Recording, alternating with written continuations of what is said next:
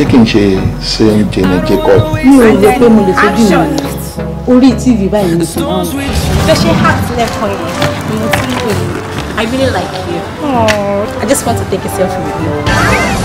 So stupid. You want to take a picture with me with a techno? Before I upload it on Instagram, I will filter it. Adúlé nǹkan bàtàbàtà yẹn ni wọ́n ṣe. Ṣé o fẹ́ bá yé ọmọ lọ́mọ jẹ́ ni? Ṣé ọmọ yóò ti bá yé mi jẹ báyìí? Stop it! Stop it! Stop it! Kí ni gbogbo náà tẹ̀tẹ̀? Come on, stop! What the fuck is this? I can't do my kids of my kids help me don't do this.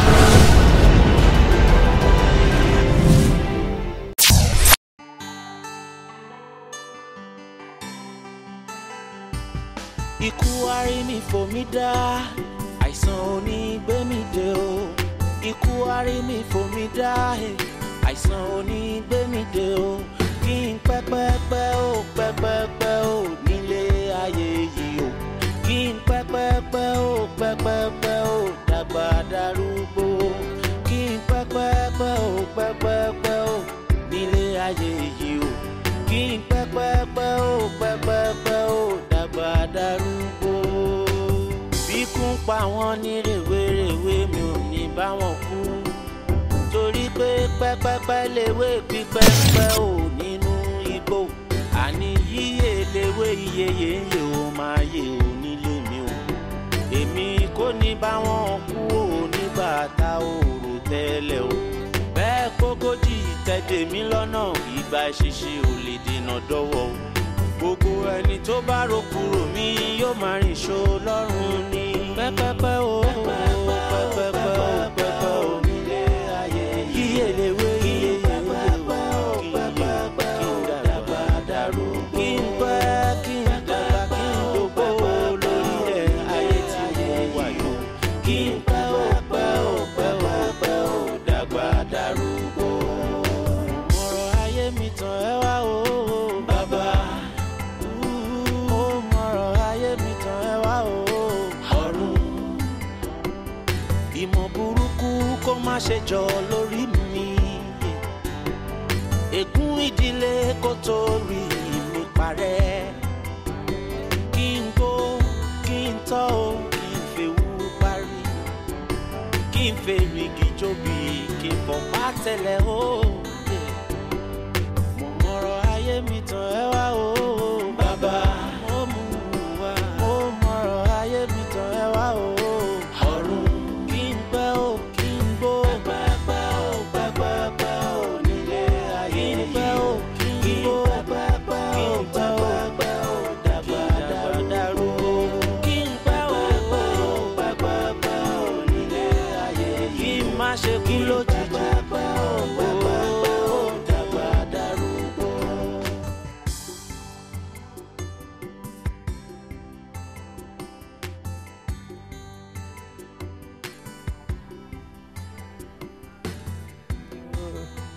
Ẹni bá ṣòde a sì gbóre lẹ́san.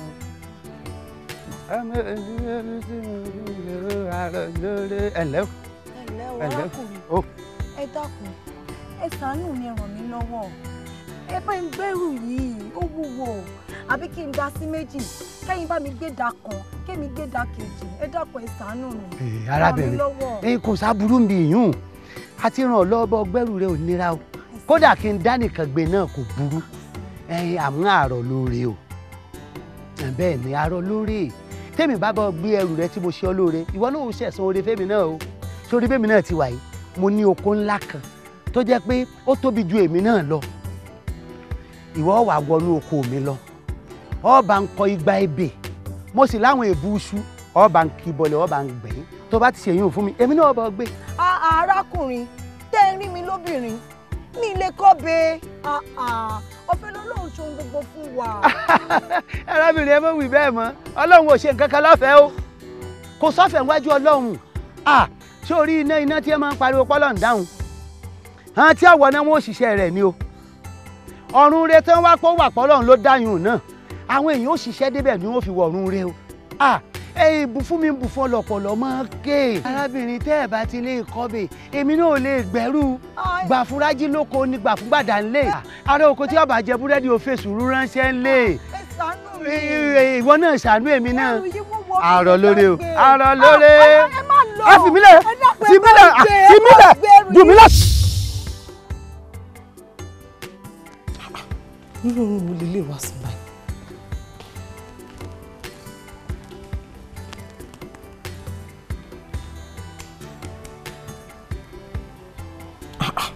Irú ohun wo ló wá ń sùn lọ́sàn-án gangan báyìí? Ọkọ rẹ wá. Ṣó wa okay ṣá? Fine, báwo ni? Jókòó. Are you good? Ọ̀rẹ́, àlá tí máa ń lá yẹn ni o. Àlá yẹn tún máa ń lá yẹn ni mo tún ti lá. I just don't understand. I mean, I keep seeing the same guy in my dreams, in different situations. Kò yé mi. Wo? Mi ò rí nǹkan tó jẹ́ bàbàrà nínú àlá tó ló ń lá yìí. It's just a dream. Anyways, ọ̀sán nìkan tó ń gbé mi bọ̀ ọkọ ẹ̀dá.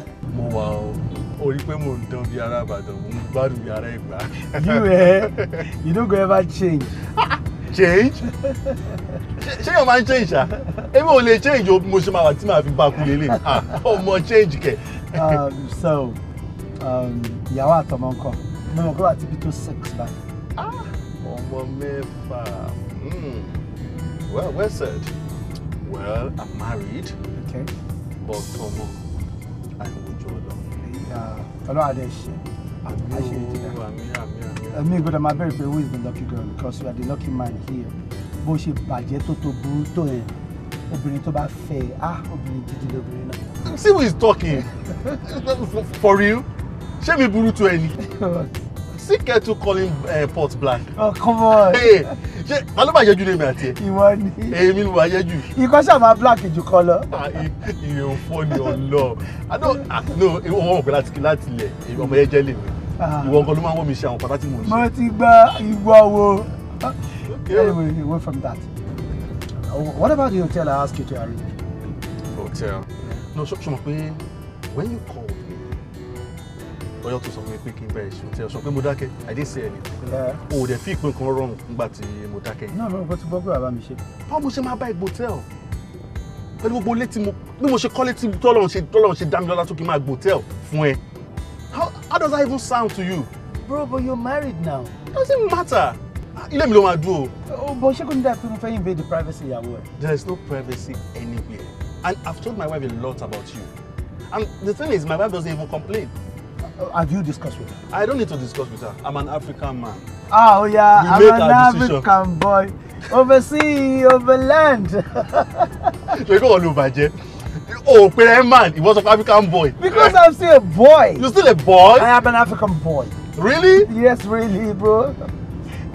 It's good to be home, huh? Yeah, it's good to be home. I'm happy to see you. Africa is beautiful. Yeah. Africa is peaceful. Yeah, sure. Thank you, bro. God bless you. Good to see you again. Good to see you too. And you're so fresh. Oh, come on. Àmọ́dún kì í jìnnà, ojú ní pẹ́ sí. Òru tó ṣú dẹ̀dẹ̀ yìí ti fẹ́ mọ́.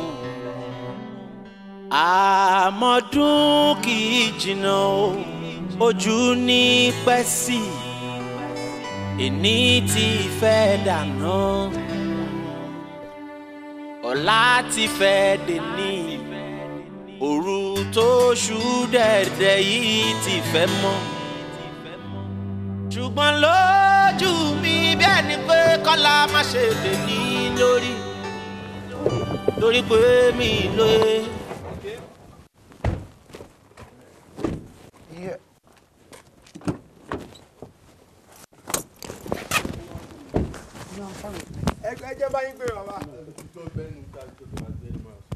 So, ọ̀rẹ́, ní díẹ̀ nínú oore tí Ọlọ́run ṣe fún mi lélẹ̀. Ọlọ́run ṣe díẹ̀, your place is nice. Okay, so would you like to go back to the hotel? Jẹ́ kí n gbé lọ sí hotel. Oh, no, come on. Bóyá kí o máa lọ sí hotel kí mi dúró nílé. I knew you were going to say that. Alright, this is not small. This is huge. Thank you. I am proud of you, brother. Thank you. I'm proud of you too. Proud of you too. It's nice. So, kó bá gbé ẹrù tó wà nínú trunk yẹn. olúwa mi ṣé mọ́tò ilé ilẹ̀ padà gbé jáde tẹ́ bá ti ń jáde kí n lè fọ́ àbí mi ilẹ̀ gbé jáde. Your gbẹ́nu sọ̀rọ̀ I don't have time for all this. Bó ṣe máa ṣe jẹ́. Ṣé bí mo ṣe rí mi? Hi, darling. Babe, I've really missed you. So, how are you doing? Welcome to my humble abode. Ire, this is my jewel of inestimable value, my adorable and beautiful wife. Wow! And I said to you in the car, why you're a very lucky man. Láti ní obìnrin tó máa beautiful. But seeing her now, she's exceptionally beautiful. Thank you. My Ijagbemi data. Okay, my beautiful wife, this is my friend. Oh yes. Oh, come on! Stop. Okay, I want ni Uncle Ire. Exactly. Bonsoir. Bonjour. Oh no, merci. It's all right. That's fine. It's okay. Okay. So, who is she? Oh, she's my friend. Korewa Brooklyn. Uncle Ire. Ire. Oh, I know that you won't do that at all. Shokoya. No, not at all. Oh, okay. Kilo mama. Oh yes. I'm so sorry. My bad. Kile feje. Water. Water? Why water? Fruit me were fully stocked. Wine, juice, whatever you want, name it. Why water? Woman sọ̀rọ̀ kan bí nílẹ̀ Yoruba. One omi the walejo. So water first, then. Oh, so water first and the others follow later. Okay, exactly. Sir. I'll be right back. This is delicious. Pounded yam. What's the name? So, okay, I'm very low. okay, no problem. Máa sọ mí di ẹni burúkú gbé báàgì wa. Nígbà yẹn ló máa sọ ọ́ sí pé ṣó sọ mí di kiri. Because I don't know my way around. No, don't sit. Let me take you around the house. I don't know my way around, so. Let me show you around. Your place is Yeah, thank you.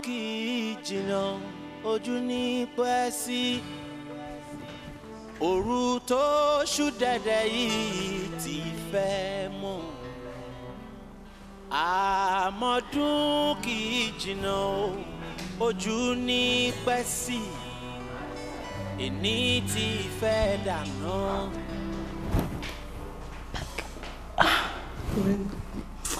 Ojúkò lọkọ̀ ẹ̀ fine. So hard, so hùn gan.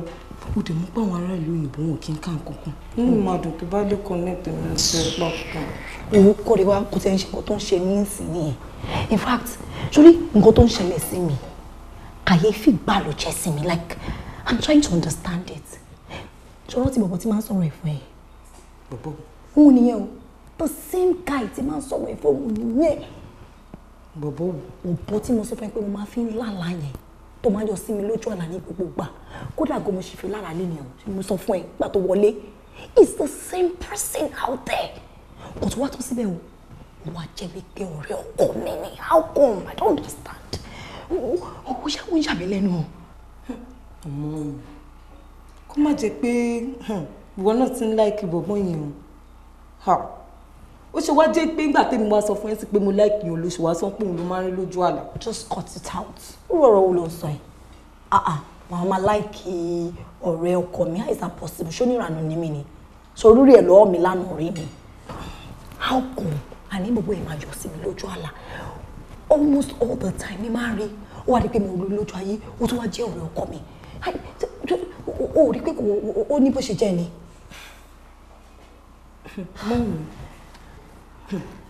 Mo tún rò nǹkan kan. Ó lè jẹ́ torí tèmi gangan ló ṣe máa ń rí lójú àlá. And reason tí wọ́n ṣe ń appear lójú àlá yẹn kó jẹ́ pé wọ́n ló ń represent mi. God. It don't make sense now. That guy is so... It don't make sense. Tó wáyé pé wo ló máa lálàá tiẹ̀ kí ló kàn mí náà. Ó bá sì dojú gbọ́ bá mi gbọ́ fún ìjà. Tó bá dúró sẹ́gbẹ̀ẹ́ mi báyìí, tó bá ṣe fit.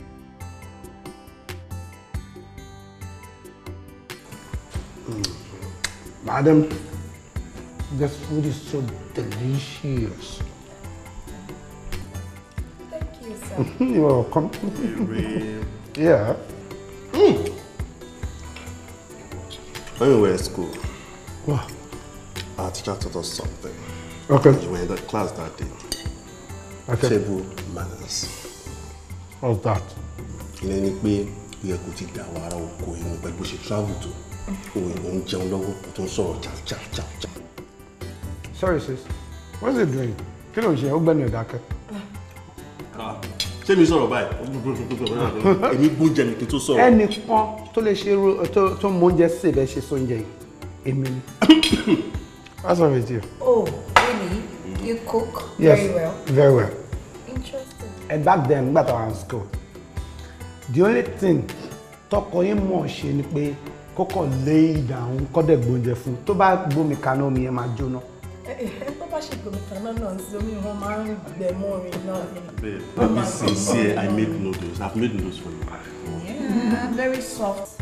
Salty water and too soft. Well, it's okay. It was nice. Okay, fine. Sorry, I'm sorry. Hello? Yeah, speaking. Wow. Are you serious? Oh, thank you so much. I really appreciate it. I really appreciate it. Thank you so much. Oh, sure. I'll make it. Thank you. Any bill coming? Good news. Oh, really? Good news. Okay. So, we contract motive bid for a very long time. What's it been? Wow. That's beautiful. Congratulations. Congratulations. Gẹ́gẹ́ bí orúkọ mi, Irewole, mo kórè wálé yẹn. Ọ̀gbẹ́ni kí ló ṣe ẹ̀? You are good. Okay, wait. Okay, let's make a toast to that. Okay. Noodle is water. To a friend that came around, that his name is Irewole, and he has bought Ire to this house. And we have more of that. To good health. Cheers. I meet my talk with my Shara Francine. Okay. Since to travel Lola, we are to Banlo, can no my local put up see hotel, I became a soda brew. Why always like this? Again? Hello, hotel. Turn around. I'm just going for a briefing. Then in a day or two, I should be back. Okay, oh look back. No. All right then. Who's that? You ever have me shine loji yawo ẹ ni. They're really nice hotels around. You might just want to be... No. Yes, and I'll be fine. Okay. The documents are intact.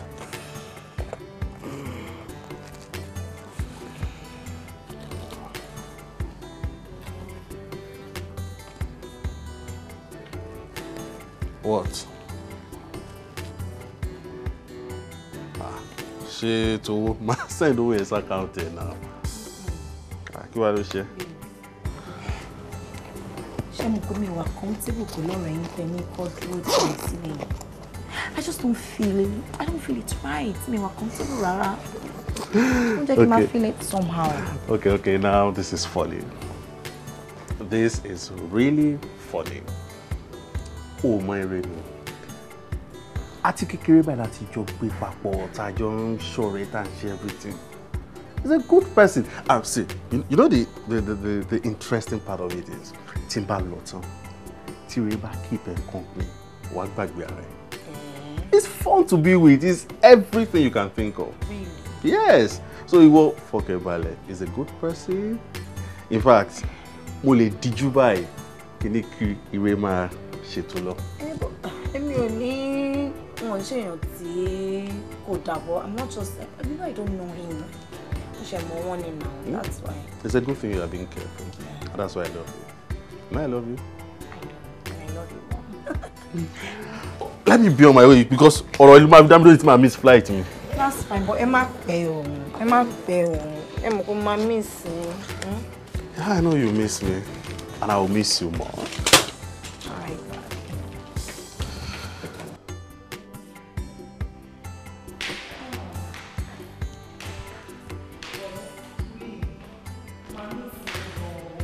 Yeah, I'll miss you too.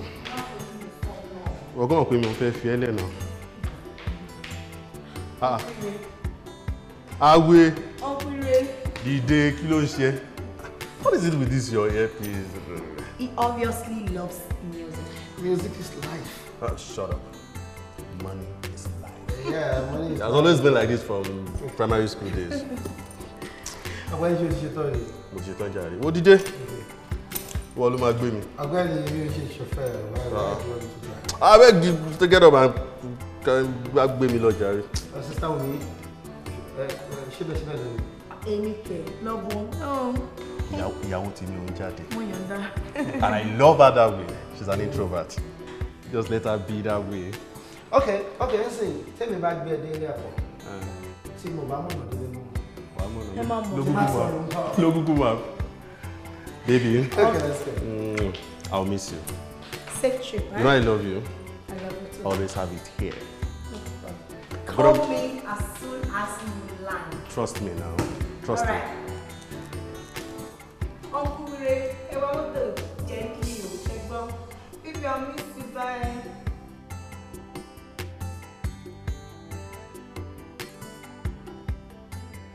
Hello ọ̀rẹ́ mi, báwo ni? Uncle Ray ńkọ́? Ó ti jáde. Àwọn gan ló gbé ọkọ mi lọ sí airport. Anyways, torí Uncle Ray gangan náà mo ṣe pé. Ọ̀rọ̀ tó ń sọ fún mi yẹn mi ò understand rárá. Kò rí wa. Ṣé mo fẹ́ máa parọ́ fún ẹ ni? Mi ò ní reason láti parọ́ fún ẹ.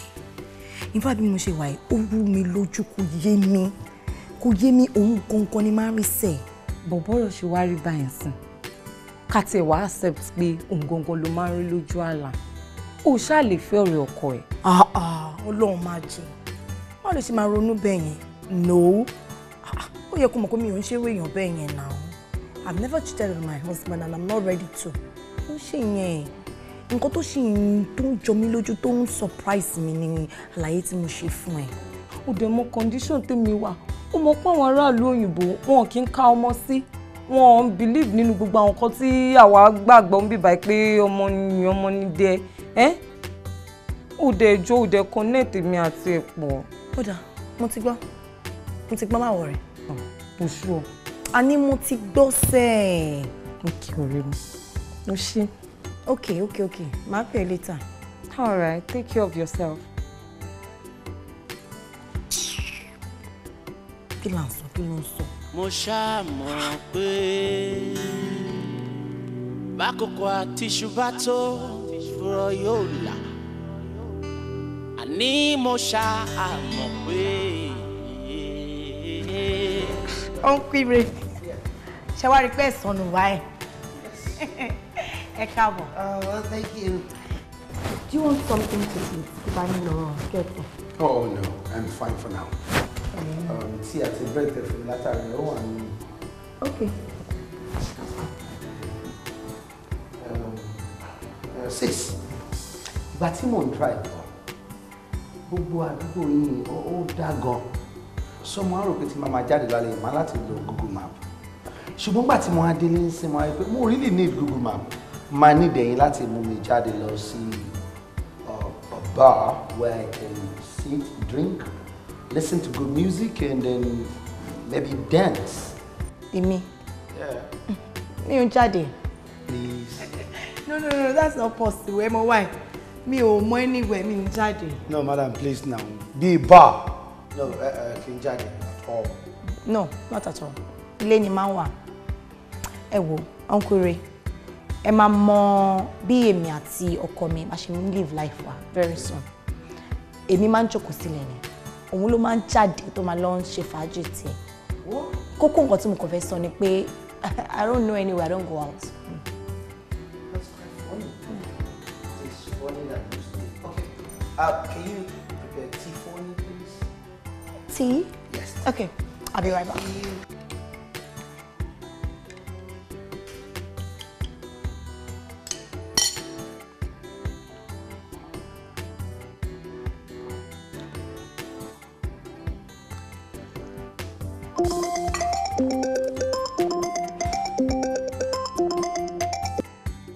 Hello. Ire. How are you?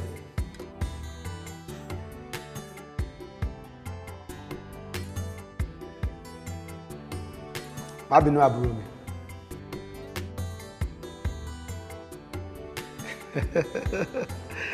Ó dáa lọ ṣá má bínú. Mo ń try to put àwọn kankan in place ni.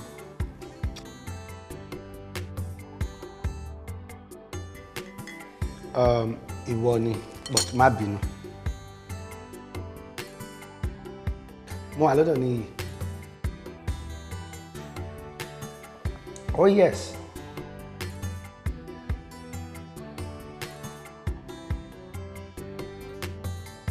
Kò máa tiẹ̀ sí lẹ́sìn. Ó lọ sí Abuja fún contract kan. Ó máa tó next week kó tó dé. Tó bá ti dé máa pè ẹ́, so I'm coming home to see you. All right, take care of yourself, huh? Yeah.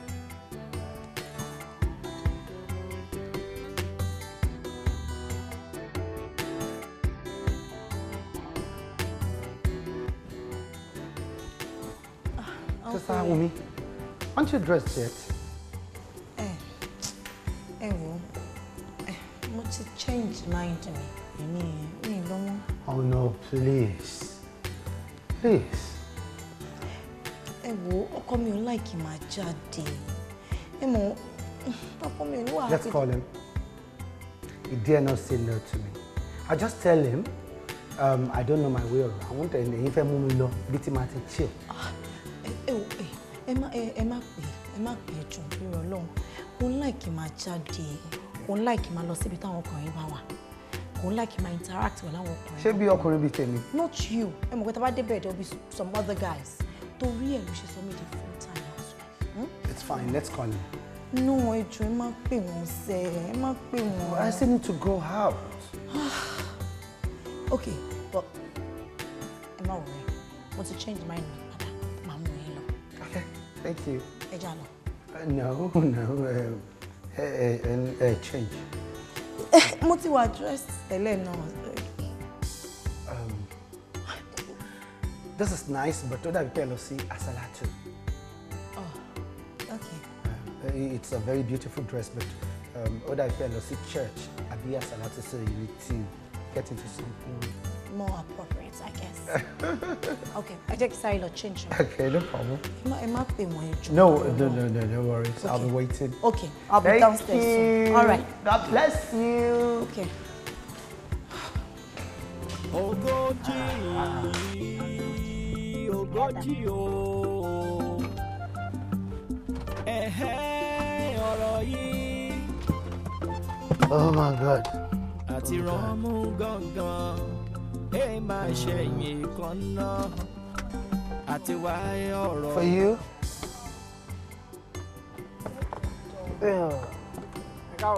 Yeah, thank you. Thank you.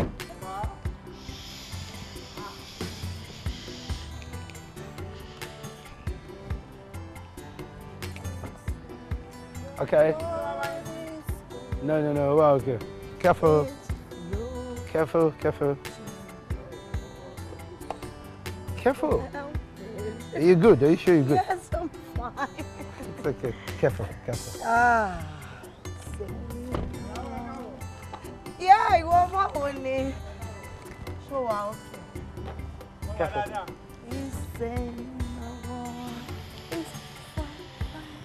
What? Are you okay? Don't worry. Listen. Yo. No. Hello? Do I look like and she or temper? Really? I see your camera. So very well. Can you call us also? It is lemon, orange, and green lemon. Yes. Kasani, Ami. So, by the way, ṣorí nǹkan tó ṣẹlẹ̀ lálẹ́ mi ò fẹ́ kó sọ fọ́kàn mi. Mi rí kankan. Tí bá fi lè gbọ́ fẹ́m, èmi bá gbọ́ fẹ́m, you're gonna. Okay? Mi rí kankan. Mi sì gbọ́ kankan. I'm fine. I'm fine. No, we cannot do that. Okay. I'm fine. Hello. Oh, it's okay. I got that. Like I got that, man. Got that. Ah, zombie. Hey, kiri, just zombie. Zombie. Just zombie. Ah, kiri. Zombie. Just zombie. Ah, kiri, just zombie. Ah, so. Hey, olólùfẹ́ mi ọ̀wọ́n. Jẹ́ ká gbómi ìfẹ́ kaná. Ká kó ohun tó dùn sínú omi ìfẹ́. Ká dìjọ jẹun ìfẹ́ kó dùn mọ̀ràn yín. Ká wá fìfẹ́ bára wa lò gẹ́gẹ́ bí ìfẹ́ dayọ̀, ohun ìfẹ́ dọ́lá, ọmọ mo nífẹ̀ẹ́ ò dáyé. Àyànfẹ́ mi. Iná ìfẹ́ ta fẹ́ dá yóò ní kú. Àṣẹ. Òjò ìfẹ́ kì í paná ìfẹ́. Bẹ́ẹ̀ni. Títí di ọjọ́ alẹ́ ni afẹ́fẹ́ ìfẹ́ wa yóò máa fẹ́. Àṣẹ o, Olódùmarè.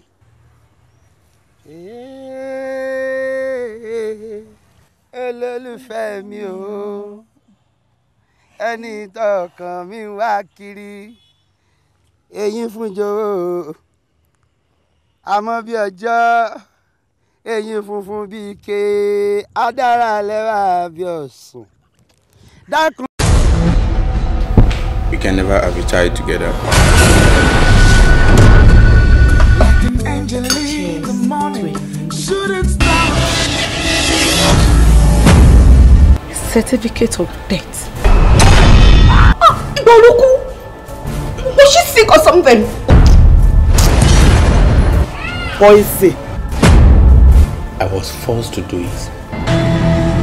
Problem tí mo ní wípé mi ò lè fi ọmọ mi sílẹ̀ fún Sonia. What?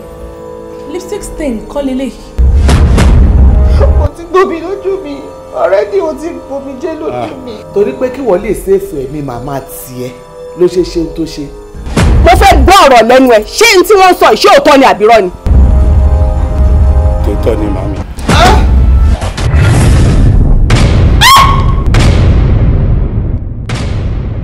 Dábọ̀ olódò.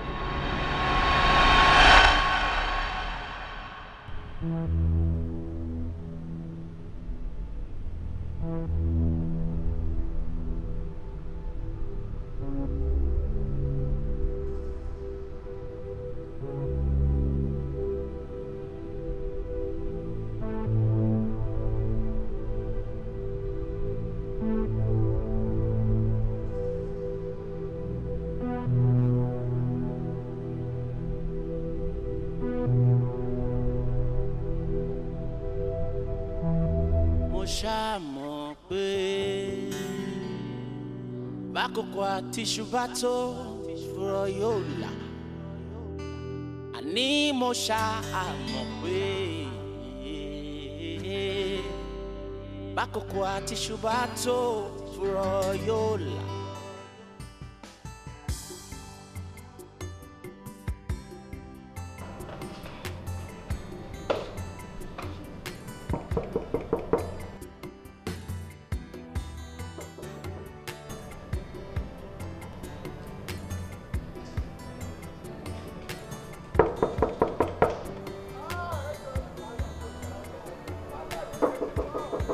Who's that? Èmi ni.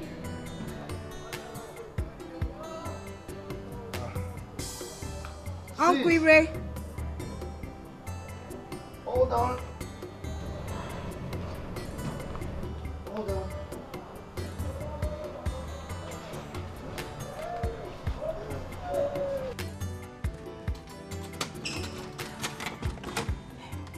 Sister, are you alright? Uncle Ire. Yes. What happened? Mo mi wà okay o. Ìṣe ni mo kàn ṣáà ń rí shadow. Where? Nínú yàrá mi, mo kàn ń rí shadow kan lọ sí mi lóríṣiríṣi. Ẹ̀rù ń bà mí, àyà mi ń já. So, what do you do? Mo fẹ́ wá sùn bí báyìí. Ẹ máa sùn bí? Ó wà very scary, ẹ mọ̀. Tí bá kò ti di jú báyìí, kí ni ìyá kan tún yọ sí mi sọ. Oh, okay, I can make do at the parlor then. I'll go to the living room. No, ẹ jọ̀ọ́, ẹ má lọ síbi kankan because ó ṣeé ṣe kí shadows yẹn kó tún máa yọ sí mi kí Ewu dẹ̀ ń bà mí. It's okay. Me no, me kì í sùn tẹ́lẹ̀. Me kì í sùn mango music, so I'll just sit here and listen to music. Okay. Ẹ ṣé.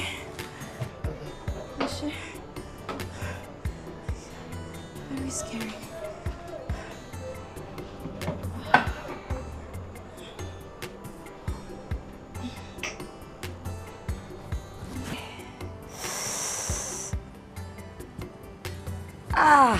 Are you okay? Sister, are you alright? Uncle, I'm not. Ewo. Ẹ bá mi wò. No, ẹ má yẹ kí n wò bẹ́ẹ̀. Ẹ wò, kíni kan inú mi tẹ́ mo bí. Kí ló ṣe ẹyin náà? Bí boil, I don't know. Ẹ bá mi Sorry, yún no, ẹjọ́. ẹyin kò. Ẹjọ́, ẹ wò. Ẹ má fọwọ́ mi sí bẹ́ẹ̀ bẹ́ẹ̀. Ẹ kò ṣáà bá mi yún. Bẹ́ẹ̀ ṣe fọwọ́ mi sí yẹn o. Ẹ jẹ́ kó wọlé délẹ̀. Ẹ má jọ.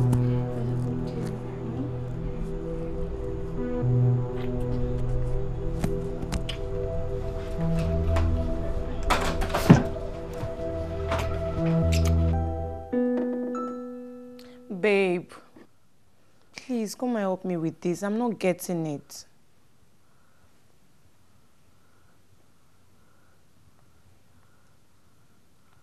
Babe. Damilola, nǹkan tó ń ṣàtà òṣòra.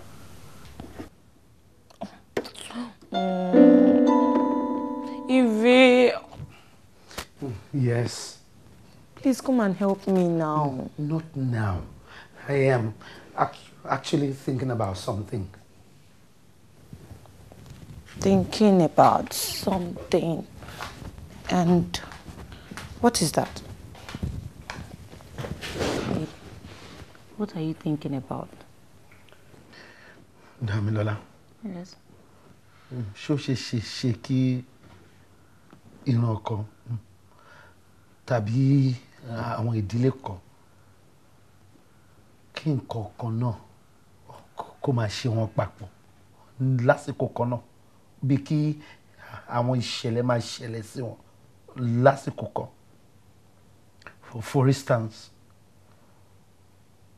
kó jẹ́ pé ìdílé yẹn wọ́n máa ní owó ní àkókò kan, kó jẹ́ pé àkókò kan náà tó máa pé iye ọdún kan náà máa ń bímọ.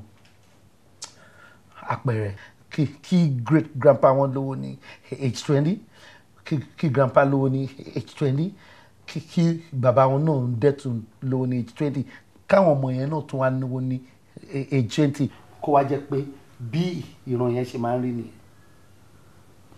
Kó dẹ̀ tún ní àsìkò kan náà tó máa ń bímọ. Ṣé yẹn dẹ̀ kí ó dẹ̀ jẹ́ ojú lásán ṣó dẹ̀ normal. Ìyẹn kọjá òye mi. I don't really understand. But ó ní wọ́n máa ń bímọ ní age 20, wọ́n máa ń lo that means wọ́n máa ń kú nígbà kan náà. No. Mi ò sọ ti kú yẹn. Mi sọ ti kú. Okay. Anyways, babe, now. Come. Please. I'll teach you tomorrow. Really? Yes. Are you serious right now? Yes. One ho. Mo ṣá mọ̀ pé bákòókò àti ṣùbá tó fúrọ̀ yóò là. Àní mo ṣá mọ̀ pé bákòókò àti ṣùbá tó fúrọ̀ yóò là. Torí mi ò mọ̀ tó dé tẹ́ ń fojú ègbò tẹ́lẹ̀. Torí mi ò mọ̀ tó dé tẹ́ fẹ́ máa fojú tẹ́lẹ̀. Oh my God. I have for big time. I have off. Fish will be rich. We need to learn trust. There's so many things on. Many things. To me, she said no. She should have just said no. I'm cold. tàbí àṣà ti ṣe mo ṣàmọ̀ pé bákòókò àti ṣùgbọ́n tó fúrọ̀ yóò là torí pé láhàn mí ní bàtà ń ké lótú Ifẹ̀ ọ̀rọ̀ kì í sì tóbi títí káfọ̀bẹ́ bu owó láò fi wá ẹ ó ṣàlàyé ohun tó dé tẹ̀mí fojú egbò tẹ́lẹ̀ àní mo ṣàmọ̀ pé bákòókò àti ṣùgbọ́n tó fúrọ̀ yóò là.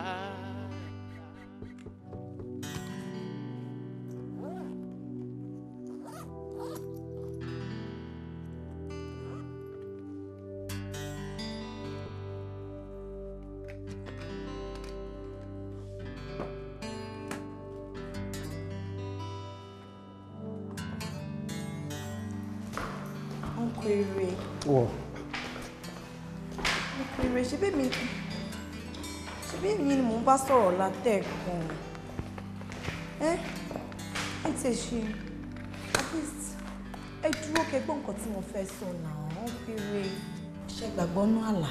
Oh woman, please spare me these sermons. Alabawo, eléyìí kì í ṣàlà. This is your doing. You caused all this. Please. Ó kọjá kí n betray relationship tí mi àti ọ̀rẹ́ mi ti ní over the years. Let me just say what I want. Can you just keep this explanation to yourself, please? Let me just. Oh, please! Mo ṣàmọ̀ pé bákòókò àti ṣùgbọ́n tó fúrọ̀ yóò là. Àní mo ṣàmọ̀ pé bákòókò àti ṣùgbọ́n tó fúrọ̀ yóò là. Torí mi ò mọ̀ tó dé tẹ̀ ń fojú egbò tẹ́lẹ̀.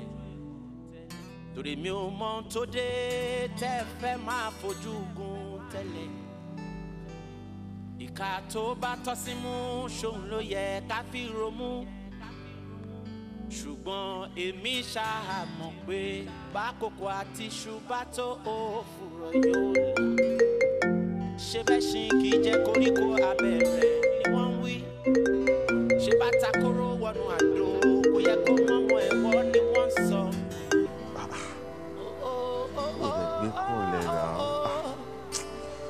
Ṣé ọ̀làjú ni ká pè yí ni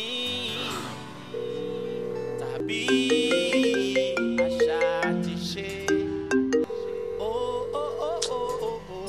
ṣàmọ̀ bákòókò àti ṣùgbọ́n tó fúrọ̀ yóò lọ torí pé láhàn mí ní bàtà ń ké lótú Ifẹ̀ ọ̀rọ̀ kì í sì tóbi títí káfọ́bẹ́ bu owó láò fi wá ẹ ó ṣàlàyé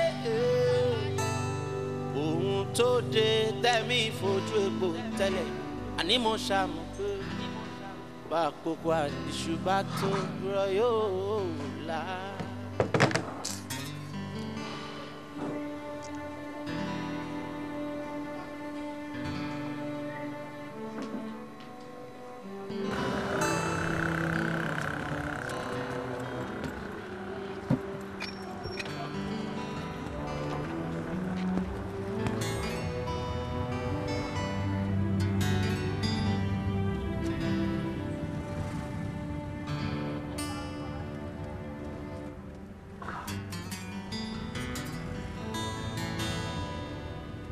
Hello, Ire.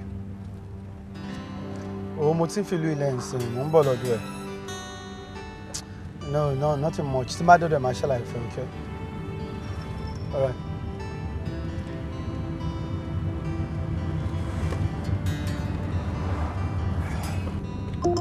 What's this?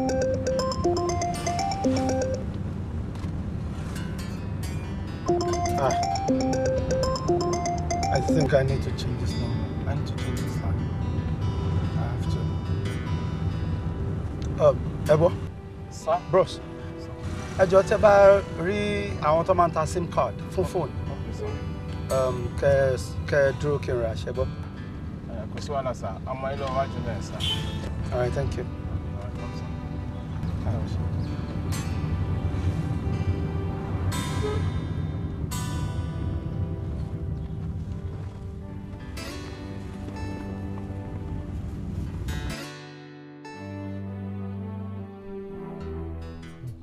I am confused. I am confused too.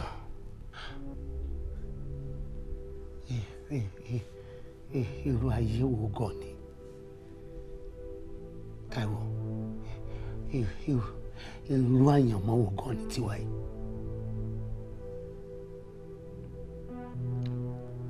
Mo dẹ̀ wo yẹn gbà ẹ́. Mo wo iye ọ̀rọ̀ yẹn gbà ẹ́. Wípé báwo ni grandpa ṣe máa kú ní 40 tí dáàdì náà máa kú ní 40.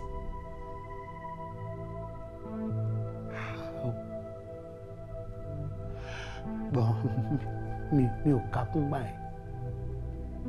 Mi ò kákún. Kẹ́ni, kí la máa ṣe? I don't know. I don't know. I don't know. Báwo ni ẹ̀ṣẹ̀ táwọn pa ọmọdé ẹ̀ àṣẹ máa jìyà ẹ̀.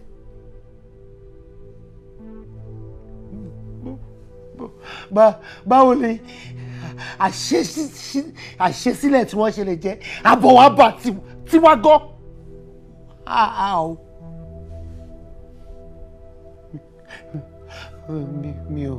Mi ò tí bímọ, ìwọ náà ò tí bí. It's okay, please. Stop crying. Okay, Kẹ́hìndé.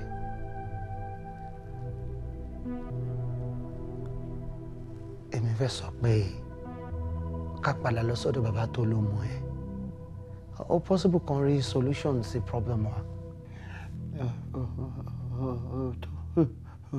Tó bá sọ bẹ́ẹ̀. Ogoji o. Ọ̀rọ̀ yìí ọ̀dọ̀ mi wá ní rárá. Màá ní já lọ wá nínú. Kí ló dé? See, there's something you don't understand. Someone wípé when you leave your home to lọ sí hotel, ó tún máa ń fún ẹ ní, ó máa jazz up relationship ẹ. In the process, ìwọ gan inú ẹ máa dùn pé o change environment. Ó dẹ̀ máa ń boost relationship. Do you get what I'm saying? So I don't want you to see that as a bad thing. Oh, sorry. Let me just pick this call.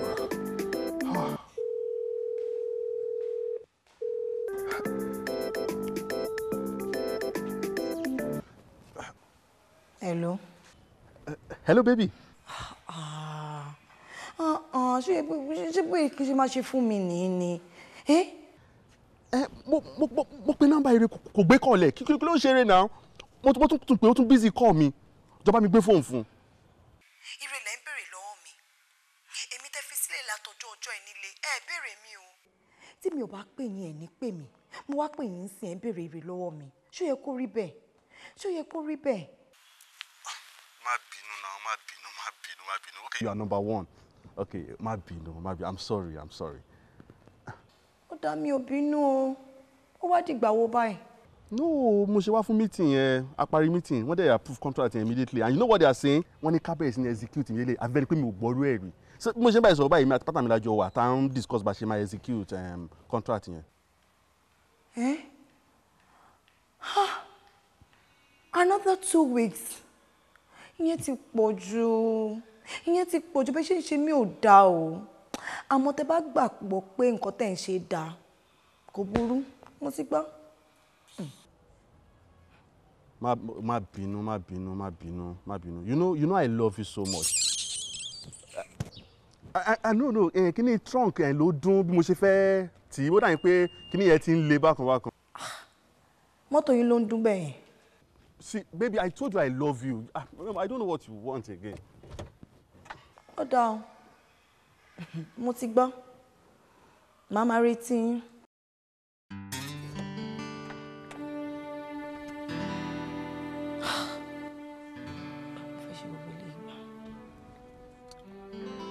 Pardon my love. A ní love Love ẹ wà níbi tó wà, èmi ò ṣe love ẹ o.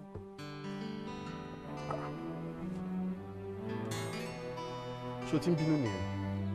Mi ò ṣe ní bínú. Sọ fún mi ò ṣe ní bínú.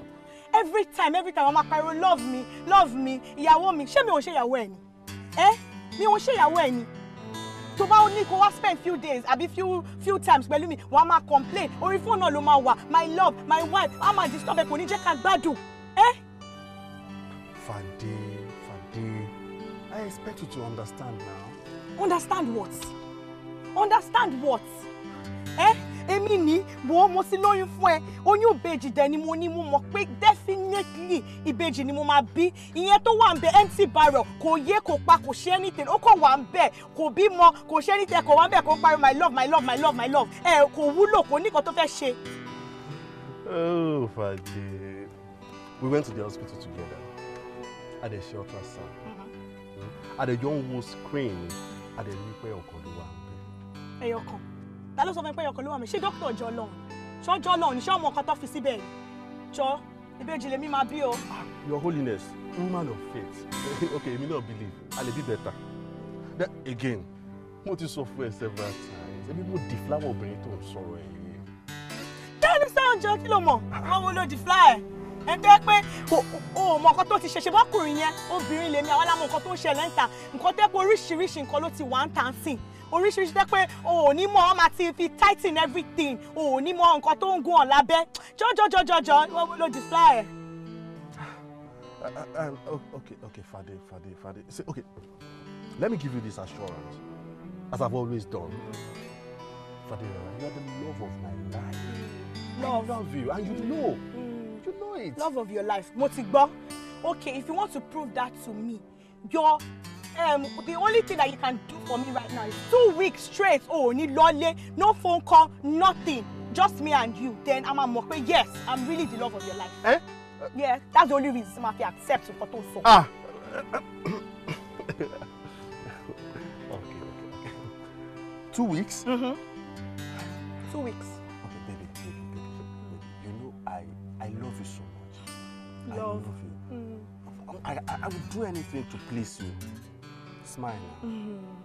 Oh, fake. Look at me. Please, look at me.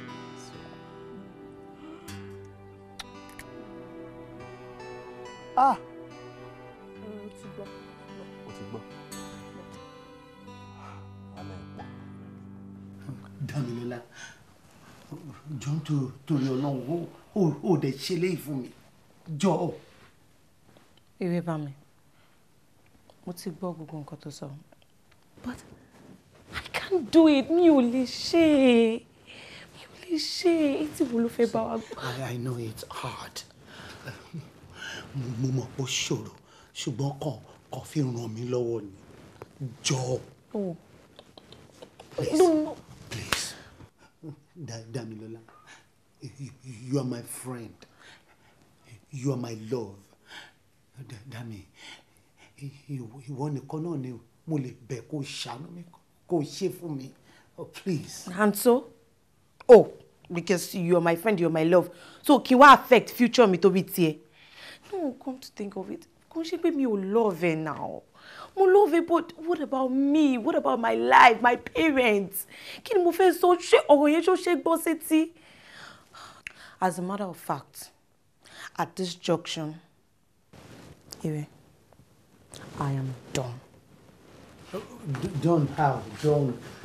Done for what? With the relationship.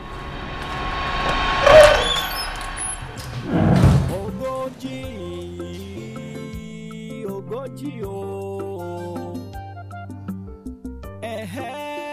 Ọ̀rọ̀ yìí. Done how? Àti ránmú gangan. Máa ṣẹ̀yìn kan náà àti wáyé ọ̀rọ̀ ọ̀gùn ṣẹ̀yìn Olódùà àti ránmú gangan máa ṣẹ̀yìn kan náà. Wọ́n ròyìn itú tí gbogbo yín pa ní site fún mi nígbà tí mi ò sí around. But èmi feel pé ìlara ló ń jẹ́ kó máa wí kòtòkòtò, àbí? Ìlara ni tó tọ́ sá. Because mi ìwé nǹkan mi ti fẹ́ sojú pé ó ń lára wa ni. Ìlara yẹn ló mú yín inflate prices gbogbo àwọn materials ẹ̀ fi ṣiṣẹ́ ní site. These are the original prices and our prices ain't come from the Sherry, tó bá ti jẹ́ nípa prices àti àwọn expenditures, accountant ló wà in this position láti extend. Ọ̀gá ẹjọ́ ẹ bá mi bí wọn. Láti ìgbà tí mo ti fún wọn ní owó ni mo ti ń lé wọn fún invoice.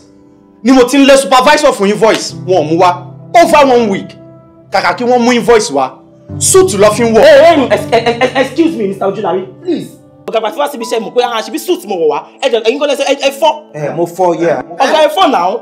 Ẹ fọ́ pé yes, pé I love your student. Ọ̀gá ẹ fọ́. But Mr. Ojulari fẹ́ tọ́ bọ̀ mi lọ́fẹ́ kí n sọ̀rọ̀. Ẹ fẹ́ kí n sọ̀rọ̀ because ṣẹ́rí ọ̀gá ọ̀rọ̀ tí fẹ́ sọ yìí ó kọ́ mi kàn láti sọ ni o. Mr. Ojulari yìí last week ló ṣe birthday fún ìyàwó wọn. Ọ̀gá èèyàn tó ń ṣiṣẹ́ àkàwọ́tà tó ń ṣe ní kọ́lé àjẹmọ́ sálárì tó ń gbà o.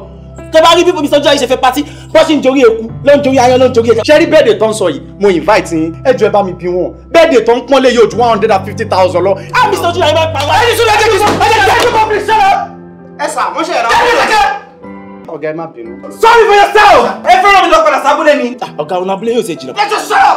Ẹ jẹ́ kí n sọ kọ́kọ́ fún yín máa tú àṣírí ẹbí. No, I'm enjoying you. Wọ́n fóònù wọn sá wọ́n ní tíkẹ́ẹ̀tì Dubai bẹ́ẹ̀. Ṣé rí mọ́tò tọ́ ọṣẹ́ ìra mọ́tò rẹ̀? Èlò ló ń gbà sálárì 75,000 pẹ̀lú bónus. Ibo lọ́tí lọ́tọ̀ fi ra mọ́tò. Bí ilẹ̀ mọ̀ pé fámìlì mi lọ ọmọ olówó ni mi. Dádì yìí tó ń gbé kútọ̀. Mo mọ dádì yìí délédélé best 190 ni dádì yìí lò. Ìwà yín lò.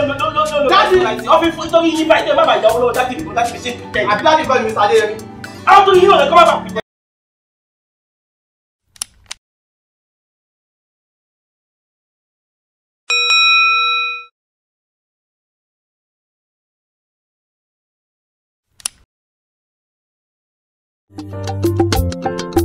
Àròṣà lóore mo fẹ́ kẹ́ mọ̀. Àkọsílẹ̀ ti dúró ti dúró ti dúró. Àkọsílẹ̀ ti dúró ti dúró.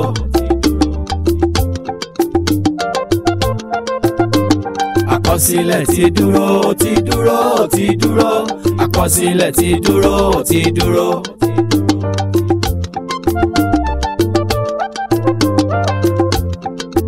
Abẹ́ orí bó ṣe ń lọ́nà. Ìran má di òótọ́ ó ṣe wọ̀n.